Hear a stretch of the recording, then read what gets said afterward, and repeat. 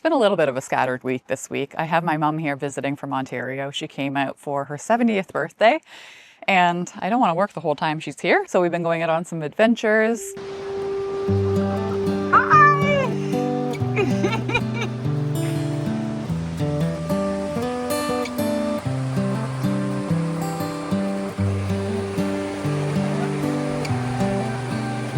Griffin! And work hasn't been the number one priority. It's also been kind of rainy, and I've been putting off really investigating this guy. Property around the house is an absolute disaster because we haven't been maintaining it. There's been just too much on the go. Haven't dealt with any of the debris that I've shoveled off the roofs. So that's a priority for this week. But it's also supposed to be super rainy, so I don't know how much I'm going to get done. I'm also not putting too much stress on myself to get it done because I want to take as much time with my mom as I can while she's here. She leaves on Friday, so priorities in life, right? She doesn't get out here that often. She doesn't get the chance to see Griffin that often. So we want to spend as much time with her as possible. But right now, I'm going to try and show you what I saw last week in this portion of the attic. Well, that's not good. That's not good. I'm just gonna put this back on for now. Well, it's the only portion of the attic because it's the only attic we have, but that's neither here nor there because, yeah. I don't know how big of an issue this is going to be. I am a little worried about it. I'm a lot worried about it. This is where YouTube is great because maybe you guys know. Ugh. All right, so let's take this hatch off again and I'll try to show you guys what I saw last week. There are most definitely critters up there too, but that's not what I saw.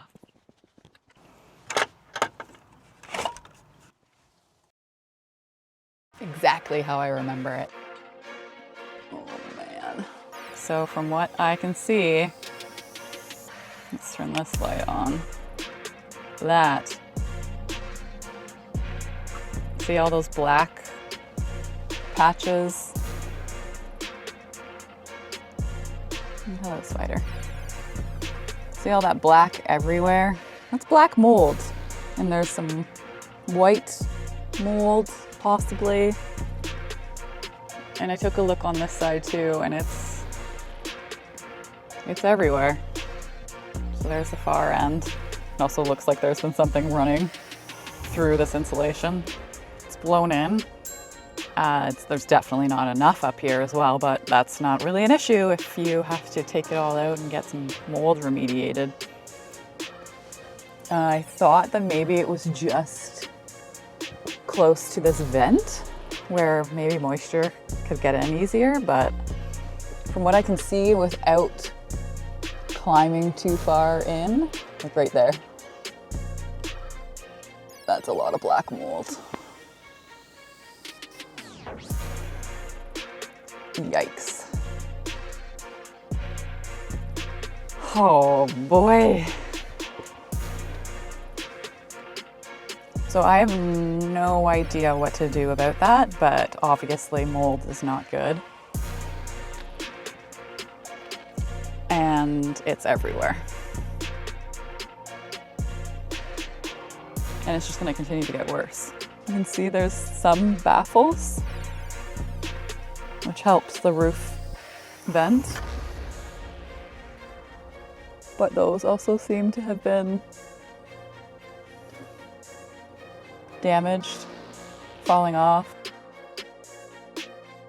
I would assume this might be a common issue with houses near the water, but like how do you prevent this from happening?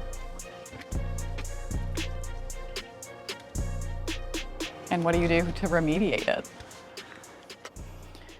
I thought that we would leave this roof on. We don't have an overall plan for this house yet. I was thinking that the pitched roof, this roof over the pool area would be staying on and we would be working with it, but seeing this and knowing that the roof used to be flat and then they put this roof system on makes me feel like we might be pulling this whole roof off, which is a huge job. This is a big building.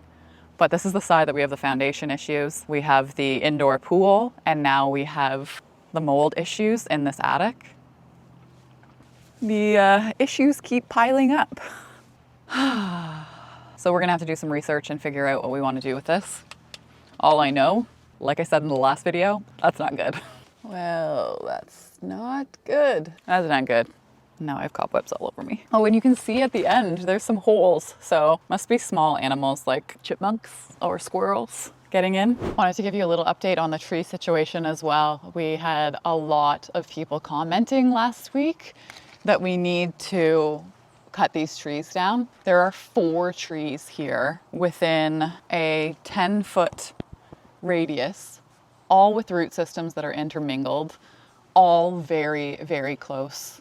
Obviously, you can see very close to the house. You can see how close this tree is, and it's leaning this way. It is devastating to think about cutting down a massive tree like this. The other thing people mentioned is that, like, yes, you do have to worry about the actual tree falling, but you also have to worry about if the tree falls, the root system and the root ball, and how big it is and how much it would damage your foundation. Like, replacing a roof is one thing, but having to replace and fix a foundation, you might as well just build a new house at that point. We're gonna have some experts in, get multiple opinions. The other thing is that we had a quote earlier in the season to take down 2 small dead trees in the front of our yard, and it was $3,500. 4 trees of this size, because we would not do this ourselves, would be so expensive, so expensive. It's like a double whammy. You're losing these big, beautiful trees, and you're also spending lots of money to do it.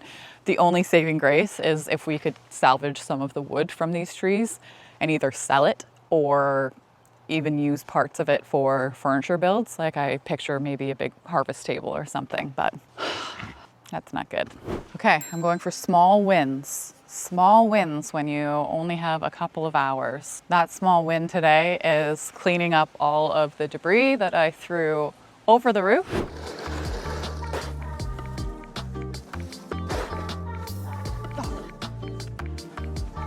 Cutting back some of this ivy and connecting the downspout and diverting the water away from the house. 3 things on my to-do list. Time to check them off. And it might rain. 'Tis the season.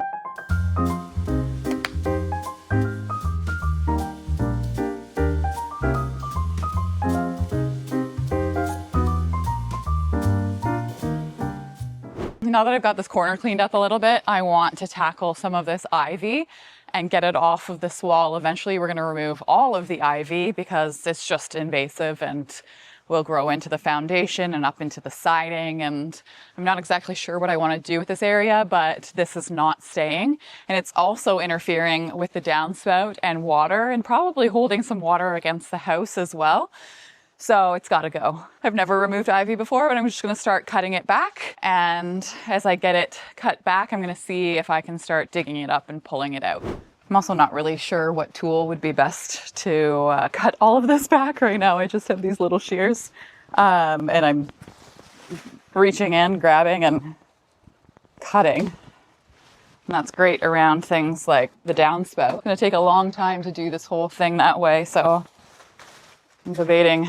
I have a shrub trimmer as well, but I don't really want to get the blade into the dirt, so maybe I just have to slowly but surely do this by hand, and there are a lot of spider webs in here. So wish me luck. Lots of luck being wished. You can see it. Oh, it's like into the house.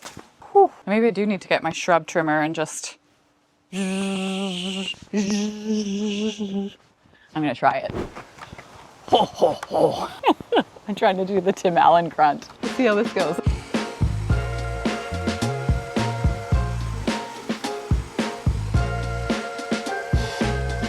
Ah! I feel like I'm giving it a haircut.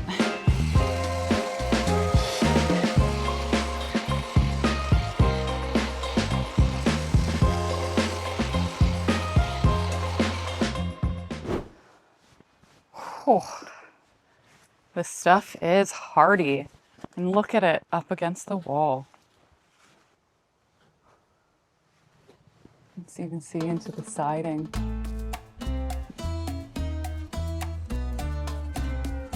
rotting. Oh, there's so much rot.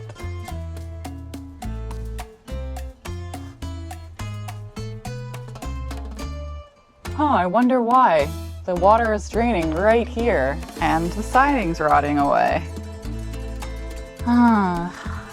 Wonder how that siding is.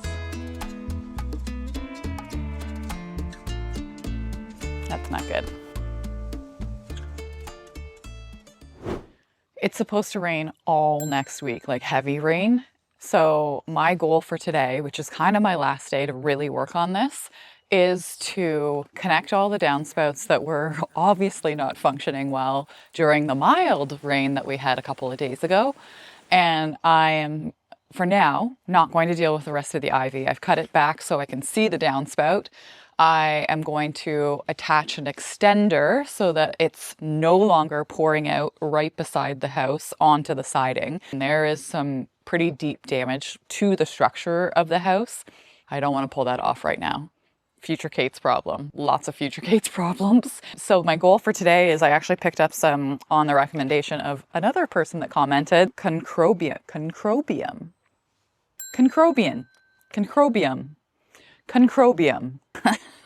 Mold control, and the directions say to spray it on and allow to dry overnight. So it's supposed to be clear for the rest of today. I'm going to spray it on the siding where I see the black mold, and I'm going to let it do its work while I figure out a solution to protect the siding over the rainy season, over the winter, until we actually start dealing with this structure. I'm going to go around and connect the rest of the downspouts. I picked up some self-piercing screws so that I could reattach all of the downspouts that have separated from their roof drain holes. Little jobs today, but they'll make a big difference when it's pouring rain. Let's go, Concrobium, do your work. I was just thinking I should just buy a whole vat of this and spray it up in the attic. Get rid of the mold. The good thing about this stuff is that it's supposed to kill and also prevent mold from happening. Dries on surfaces to form an invisible antimicrobial shield that safely and effectively stops mold. The natural bleach-free product is easy to use and contains no harmful chemicals. Some things are easier to do with a buddy. So I'm tapping that in. On 3. 1, 2, 3. I hope that picked up on the microphone.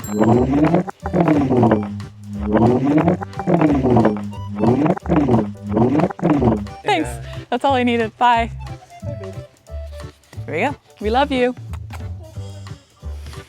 Okay, so I bought this to extend the downspout. Not a permanent solution. I would have actually bought some more of the actual downspout, but I thought for the time being, because we're probably going to be ripping all of these out and replacing with the new in the next couple of years anyway, I thought this would do for a solution to divert the water away from the siding.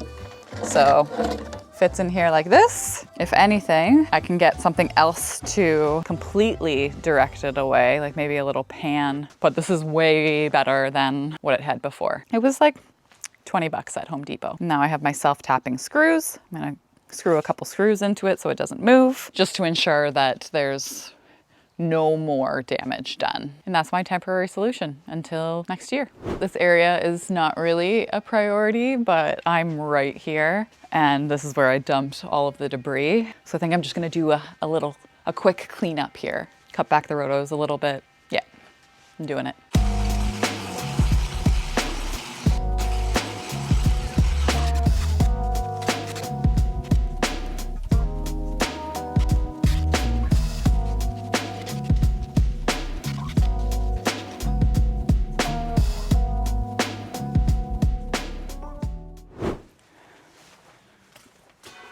This one's a pretty easy fix.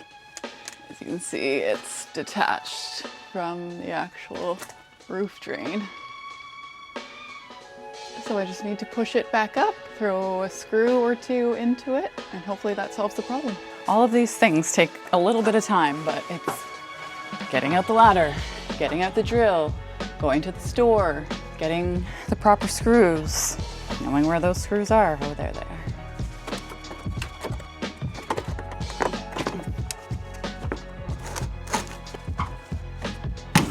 don't know if that's gonna fully fix the problem.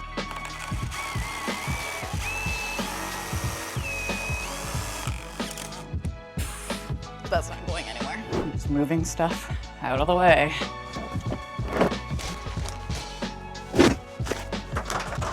This one's kind of the same, except for it's a little straighter. I just don't know if that's gonna fit back on. It looks like it's just come detached and I should be able to pull it up into the cobwebs. Yeah, you can see this thing is fully detached, but obviously it was up there at one point. Oh, that was easy. I'll take a win.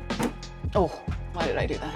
There's really nowhere to get a screw in up there, so that's as far as it'll go. I'm gonna throw a screw in. I don't even know if you can see that. This little piece that's holding the downspout.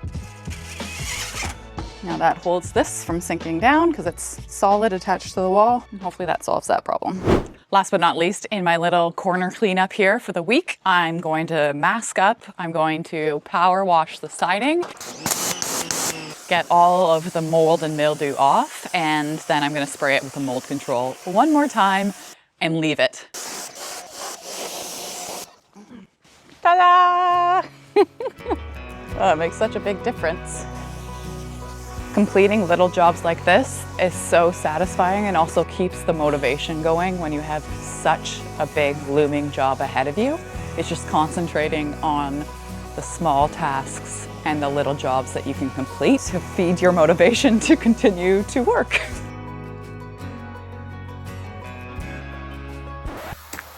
That's not good. Well, that's not good. But that's not good.